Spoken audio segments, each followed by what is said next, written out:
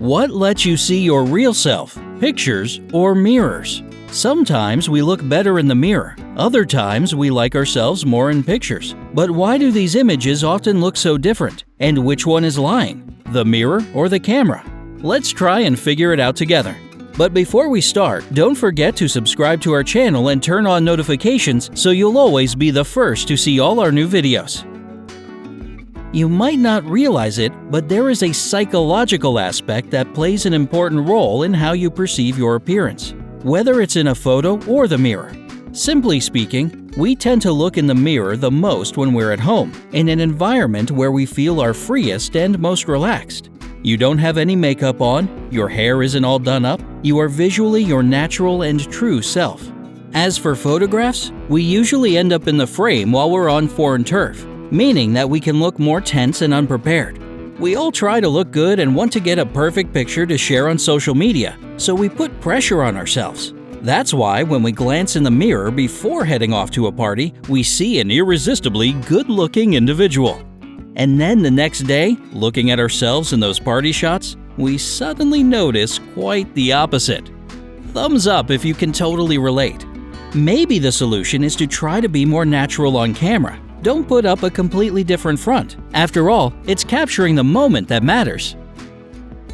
Another important aspect is the angle. You see, nobody's face is purely symmetrical. Of course, some lucky faces are more symmetrical while others are less, but still, completely facial symmetry is exceptionally rare. And there lies the cause of all the confusion. Every morning, as we look in the mirror, we stand in the same spot, observing ourselves from a familiar perspective. As a result, we get used to seeing our face from one particular angle.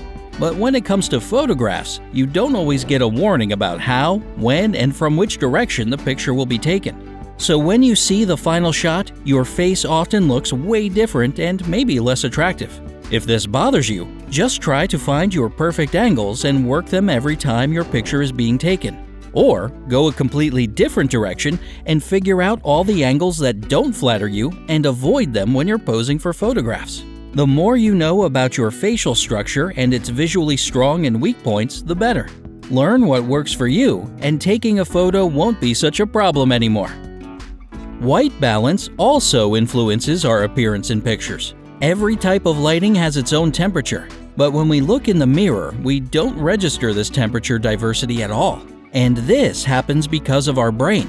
It just automatically evens out all the subtle differences and shows us the complexion we're used to seeing. A photograph, however, captures the lighting as it really is with all the offsets and variations in temperature.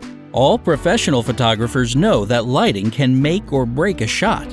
When we look in the mirror, even if the lighting is crappy, painting our faces different colors or casting shadows all over it here and there, we still see our usual selves. The camera, unlike the brain, doesn't try and help us out here. It makes us see our features in objective lighting. So whenever you look at yourself in a photograph and you don't like what you see, maybe the lighting is to blame. Focusing on certain aspects of our appearance also plays a role in the mirror versus photo debate. Pretty much every time we look in the mirror, we usually focus on some particular part of our reflection and don't see the overall picture. We're looking at our lips, nose, eyebrows, or shoulders and don't analyze how all these bits work together to form our appearance. But when we look at a photograph, we perceive everything at once and notice things that previously seemed insignificant. It can be bad posture, awkwardly positioned hands, or anything else you usually don't notice in your reflection. Here's where learning how to pose can help out a lot. There are tons of posing tutorials online, or you can just figure out which ones work for you by taking a bunch of pictures and picking out the best ones. This will help you feel way more confident in front of a camera. And finally, the biggest thing that confuses us is mirroring.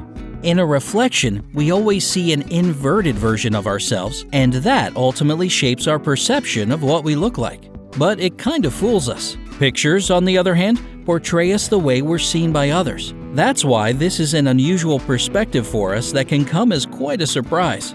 But photographs have their own downsides that we covered earlier. So what actually gives us a true image of ourselves? Pictures or mirrors? Well, sorry to all of you who love checking yourself out in the mirror, but only photographs can give us a more accurate image of ourselves. But even if you're not the most photogenic person in the frame, don't worry. Maybe you were snapped at a bad moment, or you were stressed out or sleep deprived. Heck, maybe you didn't even have time to suck in your gut. You probably know a couple of average-looking people that always look incredible in photographs. And that's simply because they know exactly what works for them. Everything comes with practice, so don't be afraid to take more pictures. Just by looking at them, you can see what angle or pose is the best and which of your features you should highlight. Take some time to get to know yourself and your appearance, and you'll always look your best in every shot. What about you? Do you like yourself better in the mirror or in photos? Tell us in the comments section below. Don't forget to share this video with your friends and family. It'll definitely help them out too. And while you're at it, give it a like. Remember to always stay on the bright side of life. See you soon!